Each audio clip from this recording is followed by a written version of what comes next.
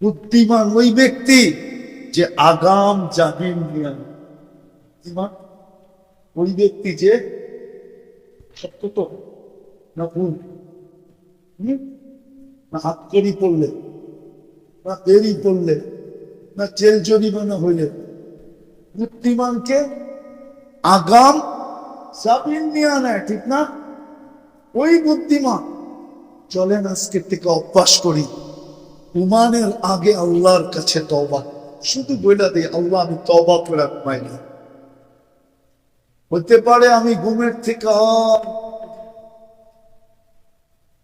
যখন উঠবো না তো আগাম পাপ চায় নিলাম। আগাম পারবেন করতে? যুবকরা পারবা?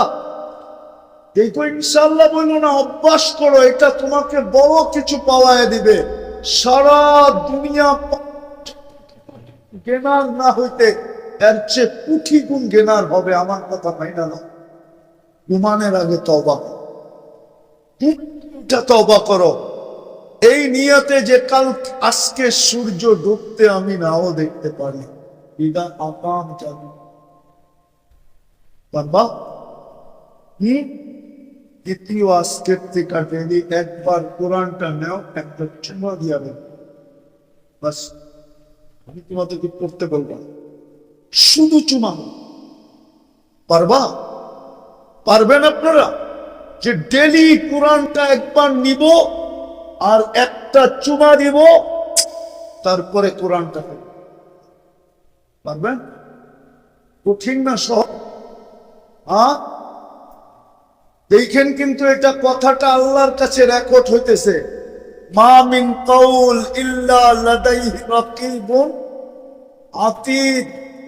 রেকর্ড হইতেছে, আল্লাহর বলবে তোকে এরকম বুঝাইছিল যে কোরআনটা চুমা দিয়া রেখা দিস।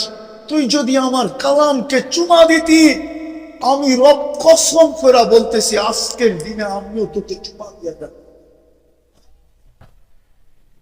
পারে। চতুর্থ, আজকের থেকে মসজিদটা ঘোরা দিন। আজকের থেকে নামাজ কখনো ছাড়বো পারবেন? আর নইলে একটা কথা আমার মনে রাখেন, এক সময় বাংলাদেশ থেকে ইরাকে চাকরি করতে যেত সাদ্দামের সময়, ঠিক না? ইরাকের বাড়ির চেয়ে আপনার বাড়ি সুন্দর। বাংলাদেশের গুলশানের বাড়িও ইরাকের বাড়ির চেয়ে সুন্দর ছিল না। না আছে না ছিল, তো সব মাটির সাথে মিশে গেছে। না মিশে নাকি? লিবিয়ার বাড়ি যখন গাদ্দাফি ছিল, লিবিয়ার বাড়ি আপনার গুলশান বানানি,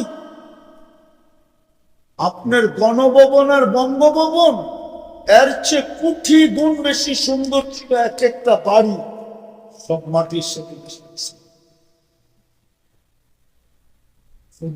পায়ে হাত দিয়ে বলি, এমন না হোক যে আমার দেশের বাড়িগুলো মাটির সাথে মিশে।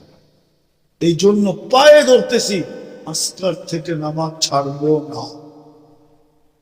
আল্লাহ আমল করার তৌফিক দান করেন। ওমা আলাইনা ইল্লাল বালাগ।